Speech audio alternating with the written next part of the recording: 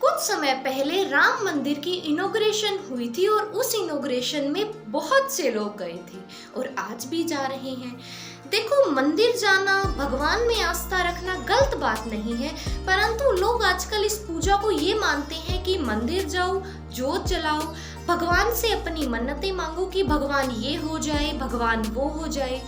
देखो, मैं ये नहीं कह रही कि पूजा करना गलत बात है, परंतु जिन श्री राम जी की हम आज पूजा कर रहे हैं, यदि लोगों से उनके आदर्शों के बारे में पूछ लिया जाता है तो उनको कोई भी जानकारी नहीं होती। श्री राम जी के आदर्श तो ऐसे थे, यदि हम उनके आदर्शों का अपने जीवन में पालन करते हैं तो हम अपने जीवन को बहुत बदल सकते हैं।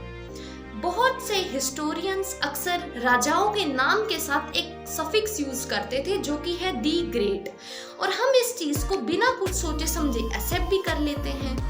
जैसे कि अलेक्जेंडर राजा को अलेक्जेंडर दी ग्रेट कहा जाता है, परंतु सच्चाई इससे बहुत ज्यादा अलग है, क्योंकि अलेक्जेंडर एक बहुत ही ज्यादा ब्लड थ्रस्टी, रूथलेस और शॉर्ट टेम्पर राजा था। उसने बहुत से लोगों को मारा था और कई बार तो उसने पूरी की पूरी ट्राइब्स को खत्म कर दिया था। लेकिन इसके कॉन्ट्रास्ट में है रामायण में श्री राम की कहानी। जब श्री राम जी राजा बनने वाले थे, पूरी अयोध्या नगरी में खुशी की लहर थी, तब राम जी की सौतेली माँ कैकेयी ने डिमांड रख दी कि भरत उनके पुत्र राजा होंगे और राम जी को 14 वर्ष के लिए वनवास जाना होगा। यह सुनकर श्री राम जी का क्या रिएक्शन था?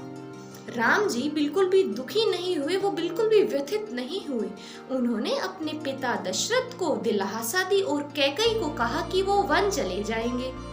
सोचकर देखिए दोस्तों, अगर यही चीज आपके साथ हो तो आपको कैसा लगेगा? आपको राजा बनाए जाने वाला है, परंतु अचानक आपसे आपका ताज ही नहीं छीन लिया जाता, आपको 14 वर्ष के लिए वन जाने को भी कह दिया जाता है। यही चीज आप कंपेयर करिए अशोक से और औरंगजेब से, जिसने की सत्ता पाने के लिए अपने भाइयों को मार दिया था। अगर राम जी चाहते तो वो राजा बन सकते थे, क्योंकि पूरी अयोध्या नगरी के लोग उस समय राम जी की सपोर्ट में थे।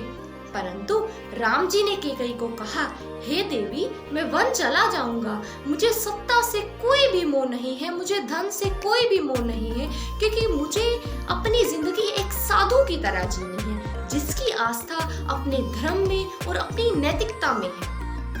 राम जी का सत्ता पाने का मतलब ये नहीं था कि दुनिया उनके कदमों में हो। उनका सत्ता पाने का मकसद और मेन मोटिव ये था कि वो लोगों को सर्व कर सके, वो जनता को सर्व कर सके। यही चीज आप कंपेयर करके आज के लोगों के बिहेवियर से।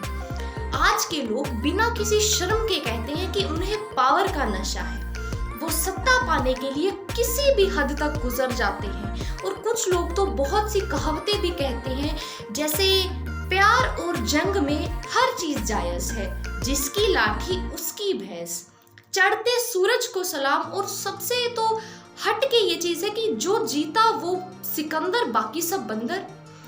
देखो, इन सब कहावतों में सत्ता और पावर को कितना सर पर चढ़ा रखा है। मैं चाहती हूँ आप लोग अपनी सोच बदलें और आप खुद सोच कर देखें कि इस सिचुएशन में और इन सब चीजों में समझदारी से काम लेने वाला ही तो विजेता होगा। Guys, the purpose behind this video is to just teach the lesson of humanity, compassion and forgiveness. यदि आपने अपनी मोरालिटी को खोकर कुछ पाया तो क्या ही पाया, और यदि आपने अपनी मोरालिटी को बचाकर कुछ खोया तो क्या ही खोया। Thank you, and guys, you just be focused on your main motive. You don't thought about what people say about you.